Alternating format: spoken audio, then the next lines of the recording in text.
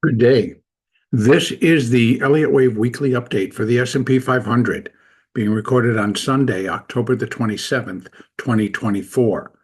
I'm going to start with the SPX, and I'm going to pull it back up. I'm going to start on the 3-year weekly chart, and so therefore I can just review very quickly where we are on that big picture.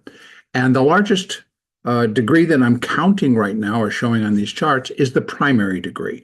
And so I feel the primary wave 4 completed in October of 2022, which then suggests that we have been involved or tracing out a primary fifth wave from that low. And within that, it'll consist of 5 waves of intermediate degree, of which we have 1 and 2 complete.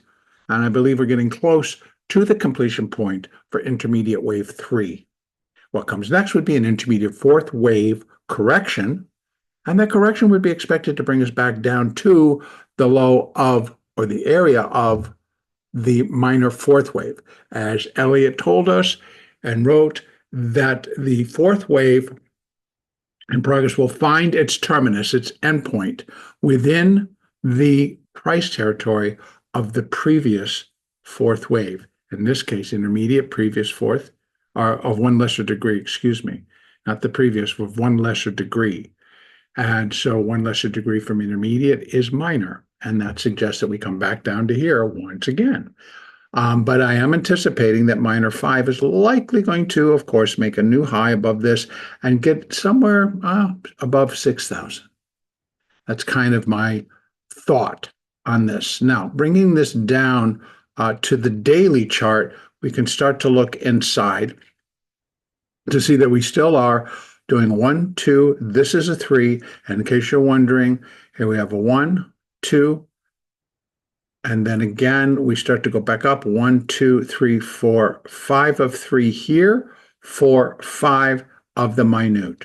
So I can count the minuet degree all the way up. So we have a 5-wave structure up. That's wave 3. And we're still involved within the minute wave 4. I had initially thought that maybe we had finished that and we were starting to move higher. And what we have in place, actually, I'm just going to go down to the hourly chart because we just want to get inside this thing right here. There's the 3. Let me bring that down so that we can open this up just even a little bit more. And then we had the A. Now, this could have been an ABC, and I would have put the 4 there. And then this could be 1, 2, and we were launching in the 3rd. And it certainly kind of had that feeling on Friday morning as we gapped higher. And then we just reached that high, and then we dropped. And once we broke that level, that left this as 3. So I had to back out and say, okay, A, B, and we're going to drop in a C wave. Now, most common on a fib basis would be that C would be equal to A, and that comes in at 57.47. So I'm going to leave that window at 57.50 down to 57.40. Now, if we get a little bit stronger of a decline early next week, then we have the capacity we can come down to 56.75. So, and we're not breaking, if I take this back out to that 4, we're not breaking any of the rules because there's minute wave 1 all the way down there. So we would not be overlapping any.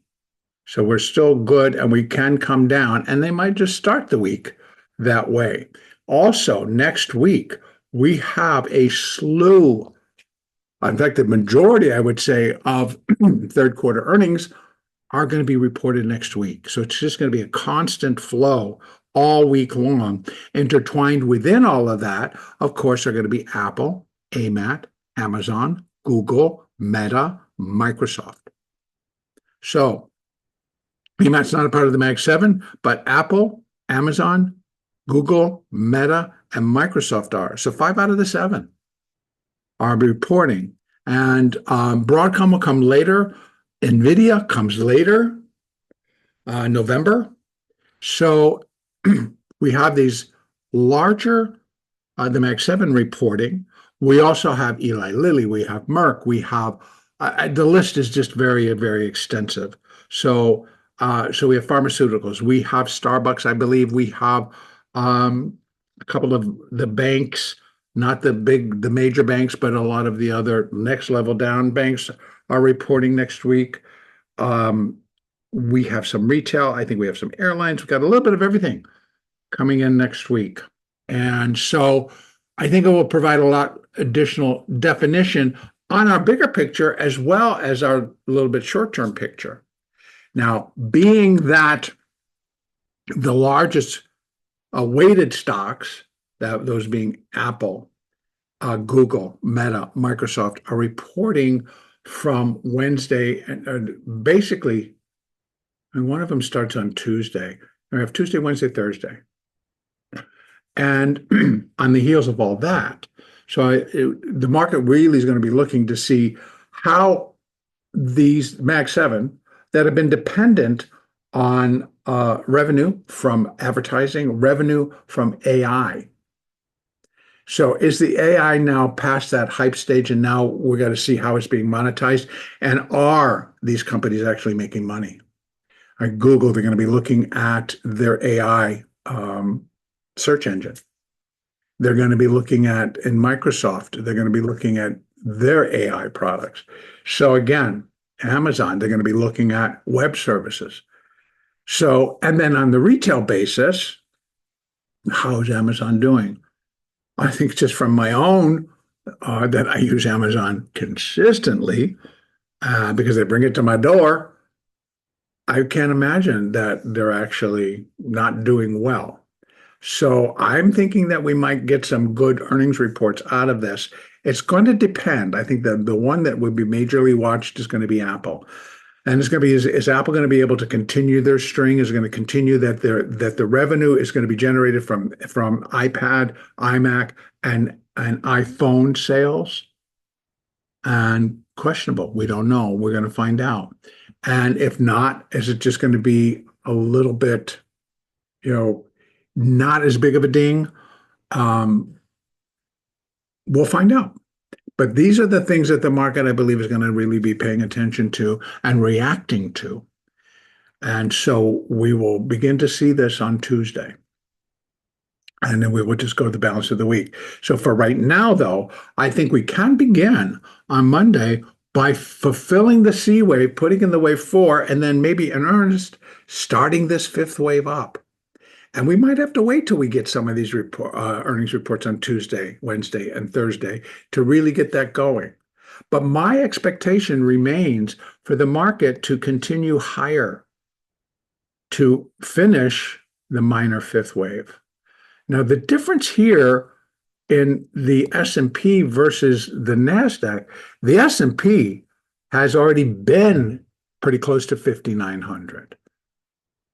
So again, could we begin to say that this high maybe completes the whole package? We're certainly gotten above minor wave 3. Is there a way that this count could be shifted? And I would have to say, yes, there is. And then what does this suggest?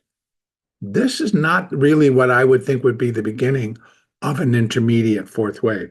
That's been my hesitation. But I can't deny that, well, that's been a pretty strong rally. And I am looking for that minor 5th wave high. And I have, for intermediate 3, I've got 3.618 up here at 59.67. Well, what if it came in just below? So these are all possibilities. What keeps that higher level alive is the fact that this was 3 and that was 3. So that would mean that I think we come down in 5 and then we start to build on that 5th wave. If it's going to be the 5th wave, it's got to go. It's got to, we can't go 3 and then drop.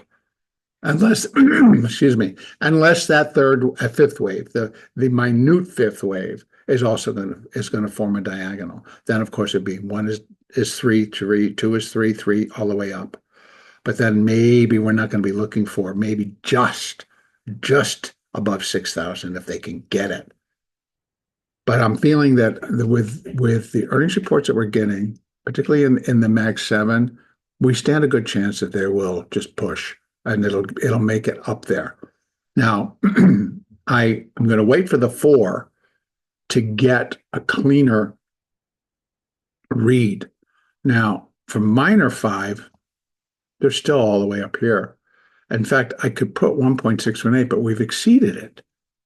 So if I go here, even say, okay, let's go take a look at 1.618, 1.882, which are two very strong fib levels. They've already exceeded both. Well, we have not exceeded 59.30, which is 1.882. But I'm expecting more in that case. So that's why I took them off for right now so that we can see the true possibilities. To tell you the, yeah, I'm going to leave it off for right now because if it's currently what I think, I think we should still under either that it's a C wave and we put the 4 down here, or if the 4 goes here and we're working the diagonal, I think we get up above this level and probably closer to 6,000. I do think that that is in the scope of reality, so to speak, for the S&P. Now, once I get that 4, then I'll be able to connect one more, which will fill in some blanks in between. We get the minute 4, and then I can put some initial estimates for minute wave 5 as it is compared to minute wave 1. And I'm sure we'll be using 1.618, 2.618 because the minute wave 1 is pretty small, as it's tagged here. Just going back out to the daily to look at the moving averages on the SPX, we have the 20 going flat just under fib support at 57.91. So that is likely coming in at 57.87, 88. Now, I suspect just a resting point. I think they might even hit that tomorrow morning, go through it. Once they do, it should pick up a little steam. 100% fits, where wave C equals 100% of wave A at 57.50 down to 45.40. We'll give it a 10-point window because that low is 60, the low 62. So 57.50, which continues to be an important number for the levels. In other words, gamma levels, the volatility trigger levels, all those different levels that get and put in place. I think 57.50 remains important. Now, what do we have underneath all that? We have the 50 period moving average, the daily 50, coming in at 56.79, and then the 1.618 fib at 56.75. So we have two high candidates between 57.50 down to 40, and then 57.80 down to 56.75, 70 down in that area. And then I would look to put the C and the 4, and then we launch. And again, that launch should be sustainable. So in other words, we start to make the 5 waves up, and if we're in the small minuet, wave 1, it should still form 5 waves up. And we should get a little bit of a pullback, and then we go again in a third. So once it's going, if it is going to occur, we should not have a problem getting up towards this level. Well above 5,900. We've already been to 58.78. Getting to 5,900 is 20 points from that high. I think it should be very doable for the market based on earnings or other things. Now, the other thing that I need to add, of course, not that we are forgetting, we have the election on November the 5th. We have the Fed on November the 7th. So we have 2 things, plus earnings. And so there's just a lot left to digest, for the markets to digest. And also, I know we're doing year-end posturing as well. And once we click into November, seasonally, they still say pretty much a strong rally.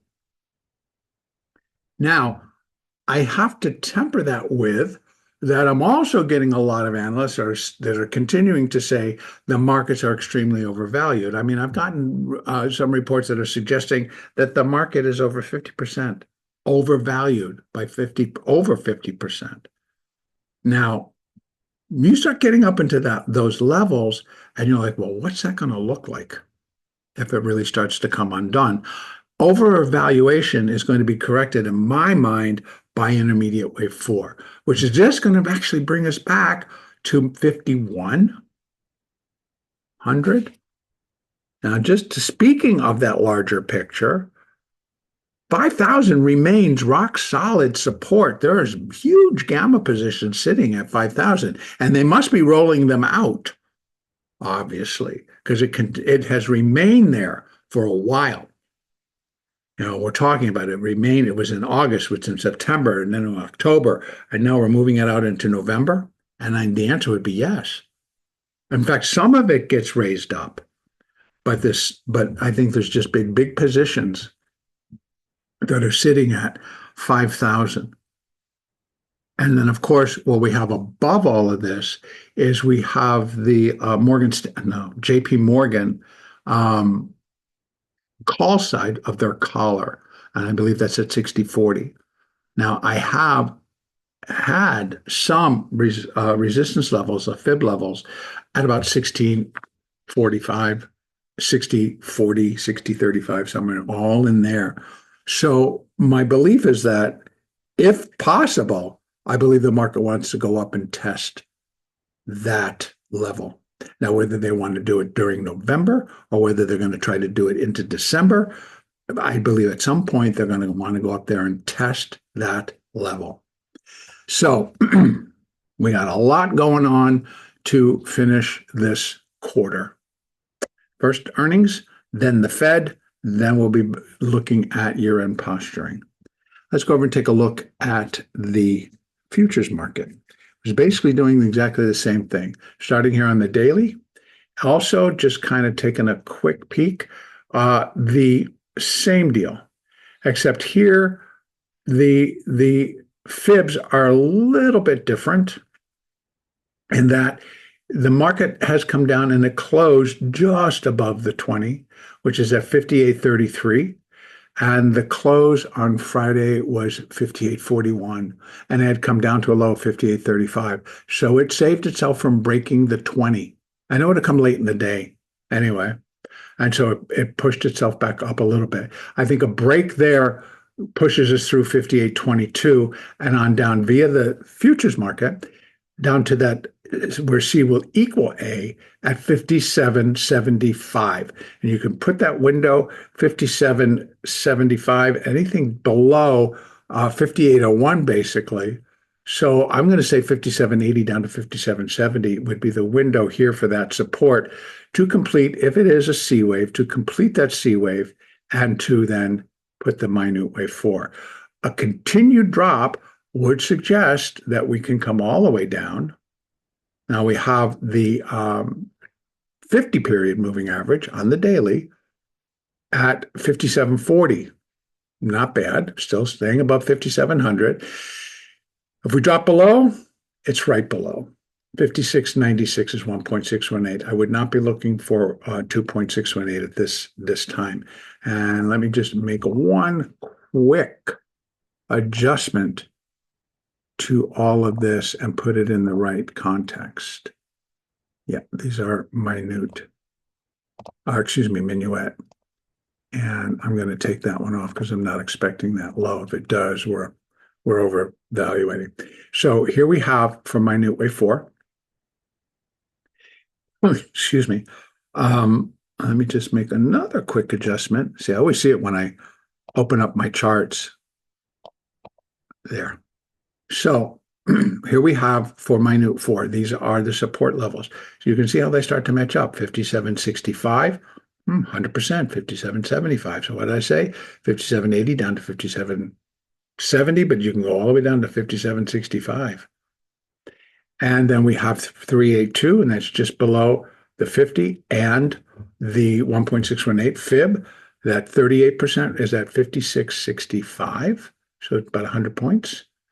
And the 50%, I'm not really looking, but I do include it if it just has a really good slide.